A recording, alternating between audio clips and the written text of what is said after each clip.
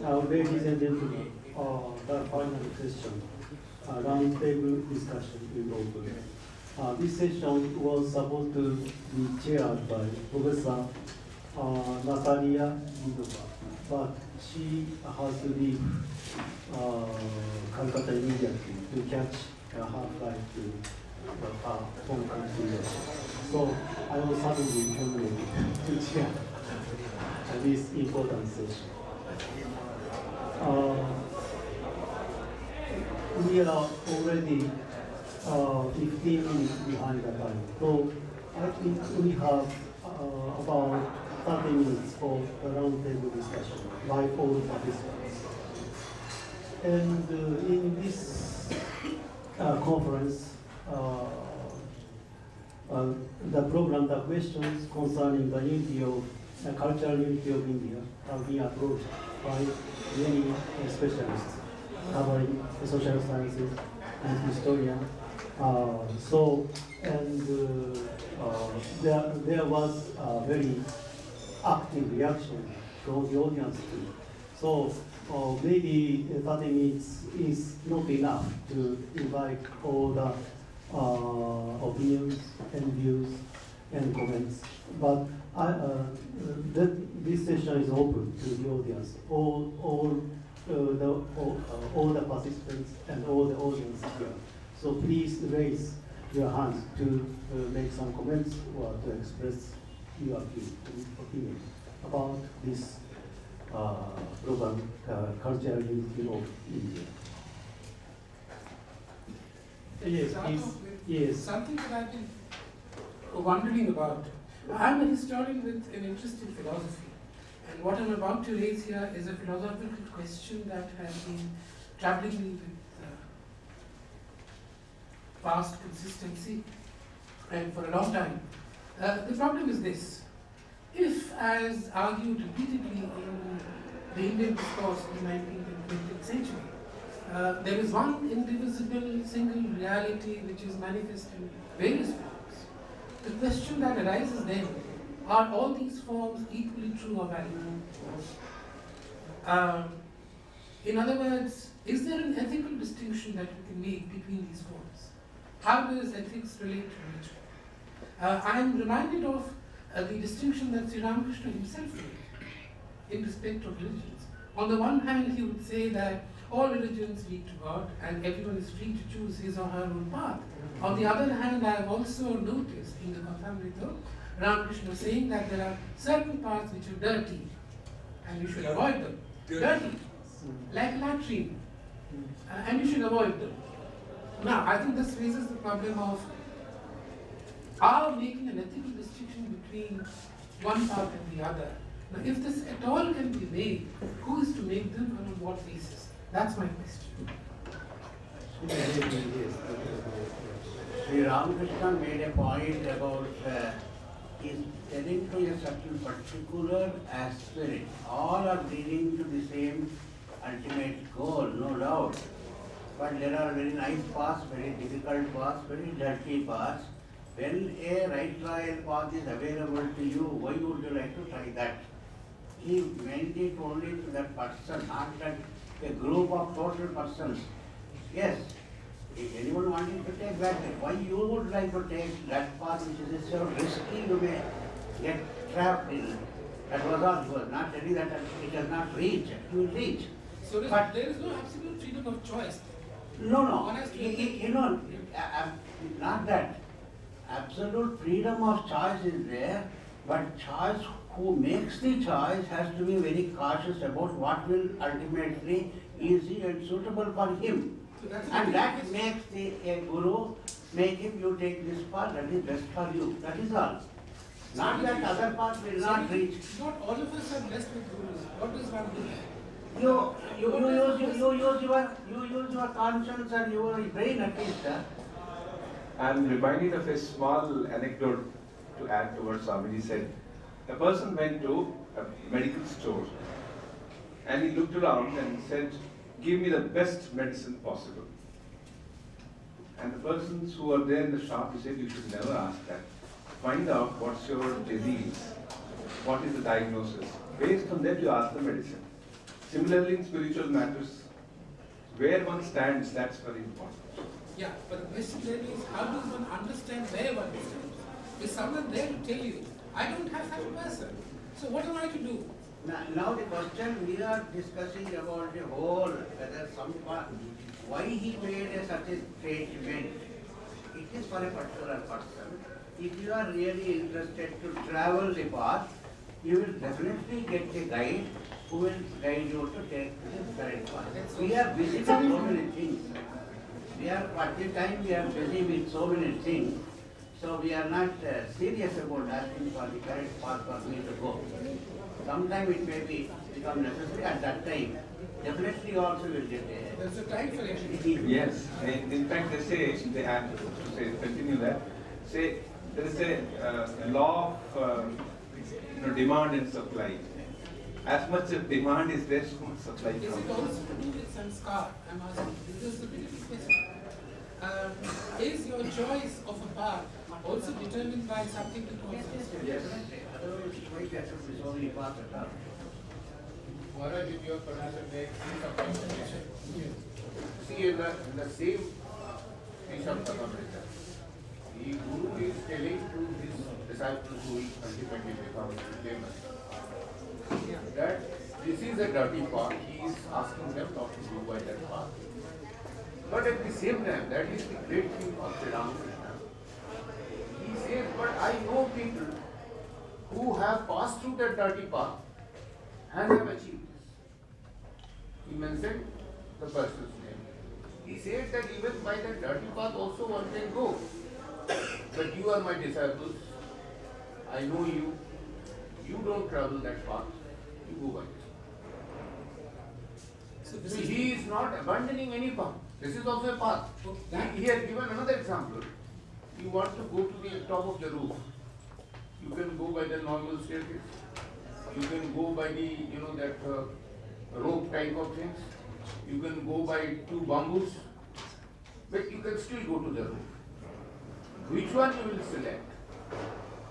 Depends on what type of guru you are achieving, what is your level and how you like to go. But you can reach that roof by any method. He has given that example. So as long as I don't have a guru, his conscience my guru. Yeah, conscience. That also he said. Others should contribute. There are one question that I would like to raise, particularly to others of us who are from the order here. Right from the initial session,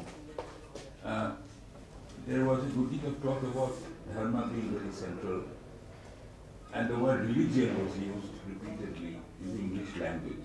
I would like to know whether indeed the word religion here corresponds to what is generally meant by the term dharma in our Sanskrit tradition. The reason I ask is that there are many questions. For instance, Rabindranath Tagore, as far as I recall, has said that dharma is etymologically derived from dhri, and dhri means to hold together, and whatever holds together a society. In fact, I think he asked it. Before Monkey Mold said.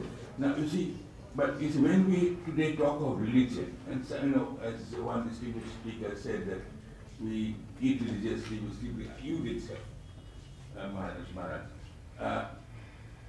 Now, what do we, is the word religion appropriate to use in place of dharma? This is my question. Yes, Swami Vivekananda also had the same problem. There is no appropriate word for spirituality directly in English word. So at that time, religion was being used. So he also had to use that at that time religion as a common word for spirituality, also for religion as a practicing religions and all those things. Otherwise, spirituality and religion are two different things. Is there any new term available, Swamiji, for spirituality now? In English? English. In English we don't have. English we don't have. That's why We use a Sanskrit word, one is dharma, another is Adhyatma. And Adhyatma, by its very definition, deals with that which is inside us. It is not about external forms, Yes. it is what is inside. I have a different understanding of this problem, and I just like to share this with you. I think the reason why dharma begins to be translated and understood as religion or equivalent to religion is because of the urge, the intellectual and the moral urge in the Hindu intelligentsia to pose Hinduism as a unified religion, corresponding to what Christianity had for itself. And therefore the word religio, which has no correspondence with dharma, begins to be understood as dharma, and the two are interchangeable. This is beautifully expressed and very transparent in Boki's writings, which I've studied to some extent. But this is a historian's understanding. You may have a different understanding. Dharma is the property of man. When you call properties of matter, we know what are the qualities or what are the characteristics, features of a matter. This water, fire, or this and that. Similarly, when you say religion of man, that means it refers to the qualities or characteristics of a man. It has nothing to do with spirituality. Spirituality is quite a different thing. It refers to the attainment of the spirit inside. Dharma means our moral, ethical behavior. It summarizes that. Correct. In Manu Samhita, we have 5 characteristic features of man's religion, man's property, so to say. Ahimsa, Satya, Pastev, Samyam, and Shaucha. Or Aparigraha, Brahmacharya, they replace. The last 2 may be replaced by this. So these are the things which have nothing to do with religion, with spirituality. But we have the spirit inside, the body, mind, intellect, and beyond that is spirit. And when we try to understand that nature, the real nature of us, we have the spiritual practices, this and that. That we all know. So dharma refers to this, refers to man and his features, his characteristics. Now, English word religion, problem is now the English word religion, it does not even carry even up to the dharma also. It does not even go up to That is dharma separate thing, also. that is separate It thing. is an organized Church. church. That is religion as it is understood. And Hinduism is not even that type of religion. It is such a huge mass of things. In between that there is Vaishnavas also, their dharmas are, their religions are there. So many things are there. So religion is practiced by a group of people through certain set rules and regulations, when you will do this, what you will do, what you will not do. All these things are part of the religion. Dharma is each person's inner core of what ethical standards that he is supposed to maintain. Beyond that is spirituality, where understanding our inner core. That is where we stand. Terminologies all get mixed up when we use only English. That is why many times Swamiji used Sanskrit terminology itself some places. For example, Shraddha. Shraddha, there is no equivalent in English. But faith is not Shraddha, it is much more than faith. So that problem is there in utilizing different language for particular. Maharaj, Ranganathanji Maharaj's one statement can be cited here. He used to say there are 2 things. One is matam, another is tattvam. What we call as religion in English, it is all matam, different views, opinions. And tattvam is that which is truth. Truth is different from opinion. It's the essence, the core. So when we speak of dharma, we are speaking of tattvam, not matam. No, I think everything has been said by the Swamiji. I just wanted to say that if you know the Sanskrit root of dharma, Three. je dharan kare she dharma. What is taking you? That is inside. I mean, that has already been explained in all this thing. And that does not have any English equivalent. As far as I'm aware, I don't know, I may be wrong. I wish there was a philosopher among us. Dharma has been understood differently by the 6 schools of philosophy. Nyaya has a very different understanding of dharma. And Vedanta may have a different understanding. And Vaisheshika may have a different understanding. So I think there is room here for trying to collate all these different versions of what one understands by dharma. So in this work, Dharma Bhakto 1888, Bonkin very uniquely takes dharma to be a normative value, which it never was. Dharma is specific to groups. There is three dharma, there is abad dharma, there is varna dharma, and so on. But the beautiful thing is that in the late 19th century, he tries to project dharma as an all-encompassing value in Indian life. And I think that's a transition point in the Indian discourse, the modern Indian discourse. It's also sometimes linked with duty.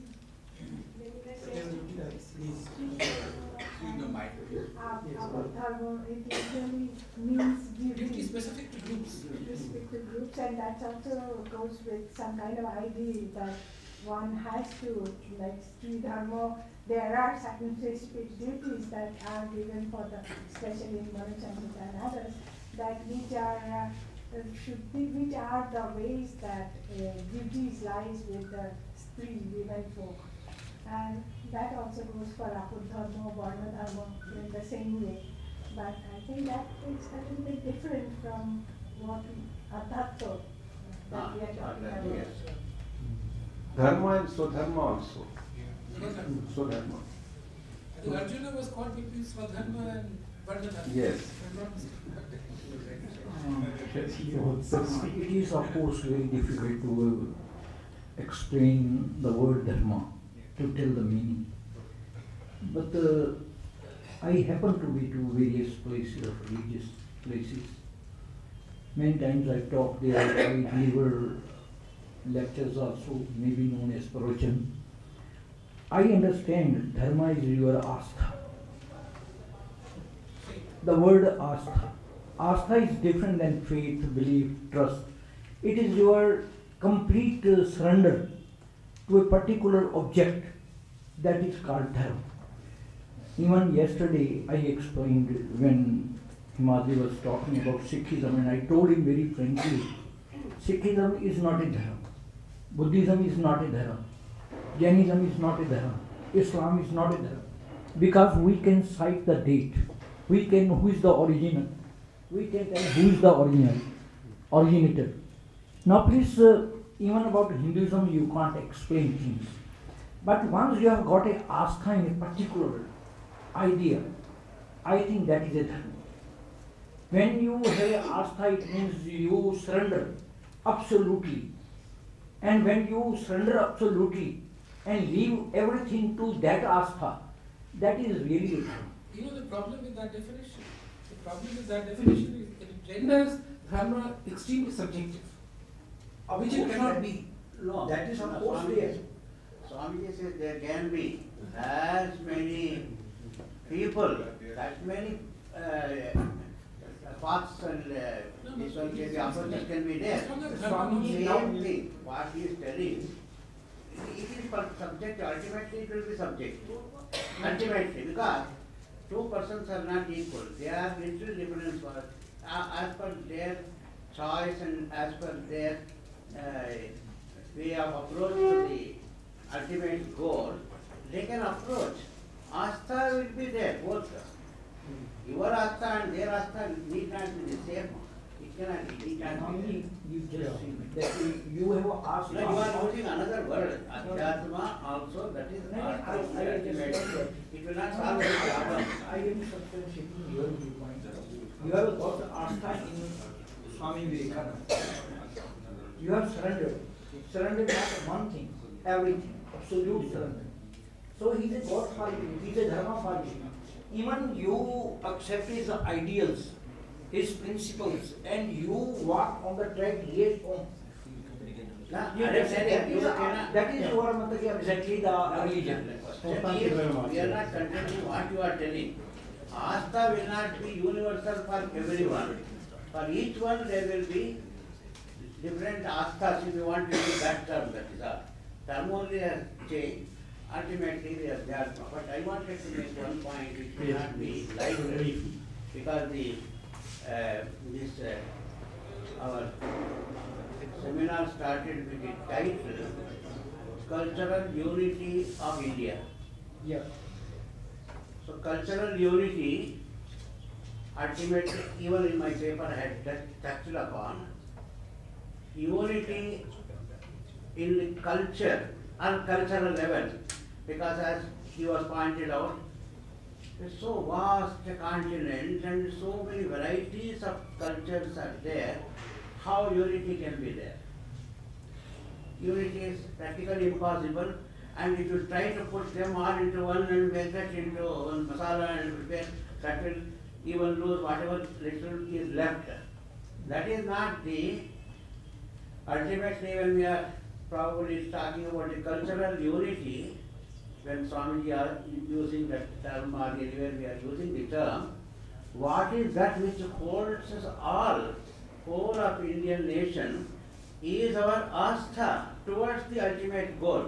Each one is holding on to that spirituality, and as spiritual people we are all connected, and that keeps us together. We are not in the same house. One person may be the devotee of Christ and another person may be Krishna. We are not quarreling at all. Absolutely we are comfortable, because that requires one's individual, and we all can stay together, and that keeps us united. As not Hindus or Muslims or Christians, if such divergent people are held together because of the inherent the spiritual content that is available as a, not because of our tapas from our older rishis which is coming down in the Indian context, that is what it is holding, and Swamiji wanted that this has to be protected. That's why Swamiji's main purpose that we should, if India dies, whole of the world will lose its spirituality, all those things. But when he was telling that, the spiritual content is the most important contribution it can give to the world. It cannot be explained only in the terms of what I say is in dharma, Hindu dharma, not dharma, any of these dharmas at all. The essential that we are spiritual core, Atmano Mokshartham, Swami Vivekananda told that Atman, that realization of the supreme goal, that India, wherever you go to any village also, any most illiterate person also, you ask him, he knows essentially those things. He may not be approaching in a different, he may be approaching in his own way of understanding for the time being. But that man also knows. He will tell you a very nice Vedanta class also he can take. I have seen, even in Arunachal Pradesh I have seen, and even in Ranchi, Bihar I have seen, interior villages also. You need not teach any religion to them. They are born with that. In the genes it is there. That is the dharohar that we have in India. That Swamiji wanted it should go. And that is this cultural unity, that is basis for that cultural unity, though there is so much of divergence in languages, dress, and so many ways of our other cultural tradition. It is basic. Even any of our cultural system, it is somewhere connected with the spirituality and that ultimate goal. Somewhere it is connected with God. Somewhere it is connected with this basic. That is what ultimately we have to keep in mind. Divergence will be there, problems will be there, everything will be there. But this is what is holding. We are not able to understand. Foreigners also are not able to understand. Most of the Indians also are not able to. What is holding them together? But this is what Swamiji again and again pointed out. I think we have to keep in mind. We have a participant from Bangladesh. Please do start. Well, I want to flag something which is a little bit different, but which I think is relevant as we live today. And this has to do with 3 R's, the reading, writing, and arithmetic. Literacy would not be the right way of defining these 3 R's.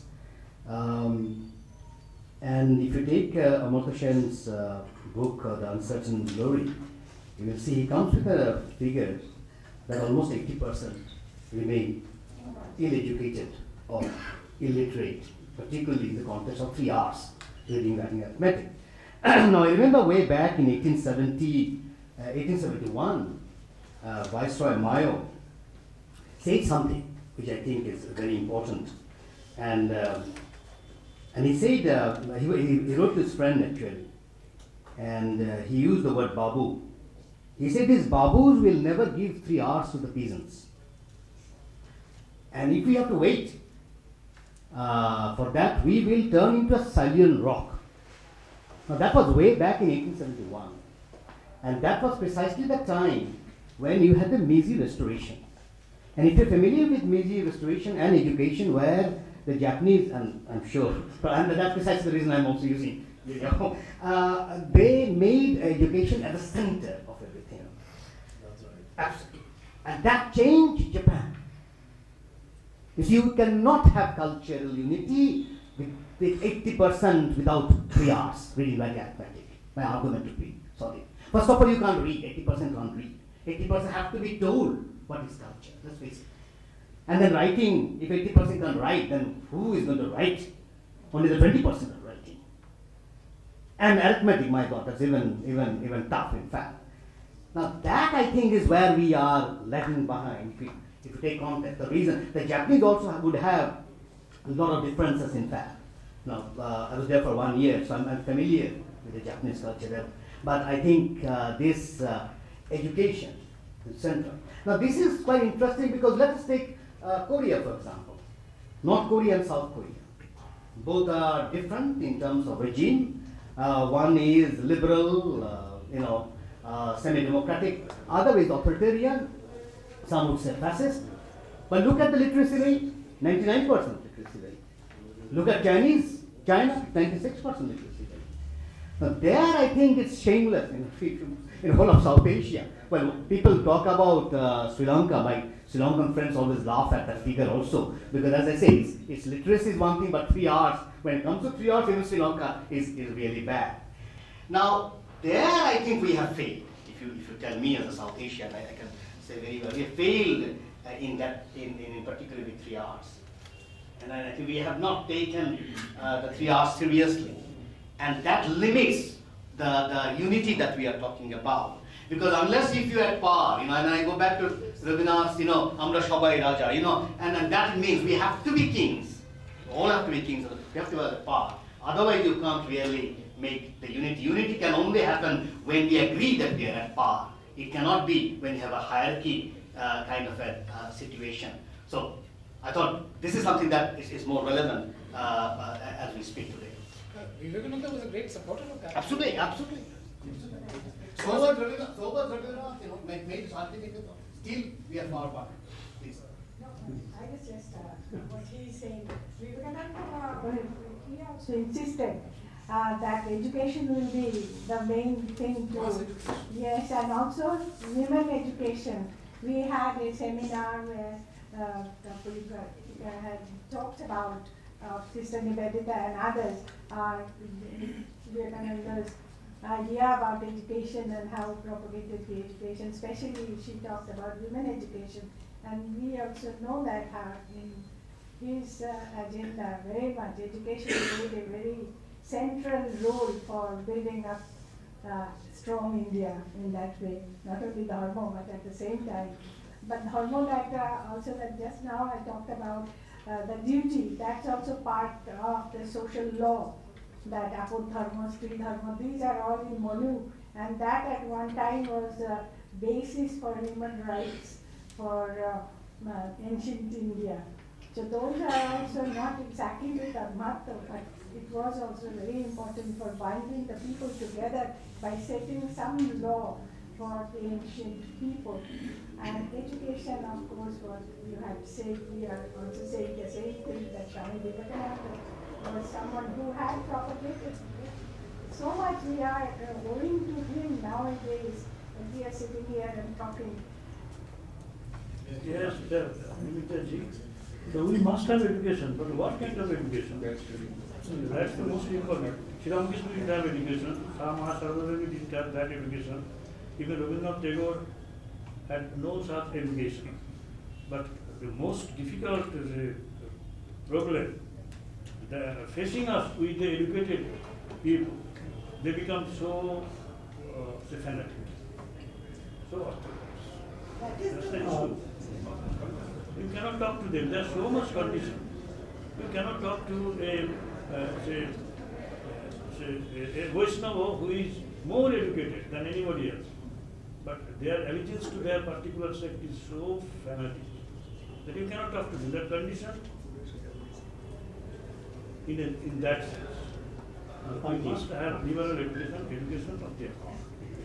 Not very narrow. I think education, when we are speaking of, we can also refer to what UNESCO speaks about education as the 4 pillars of education. Education, learning to be, learning to do, learning to learn, learning to live with others, all should come into picture. Well, thank you very much for that discussion. We have to close this session. I would like to make one point. Yes, please, very You briefly. talked Yes. about Japan. Japan Yeah. is so much educated.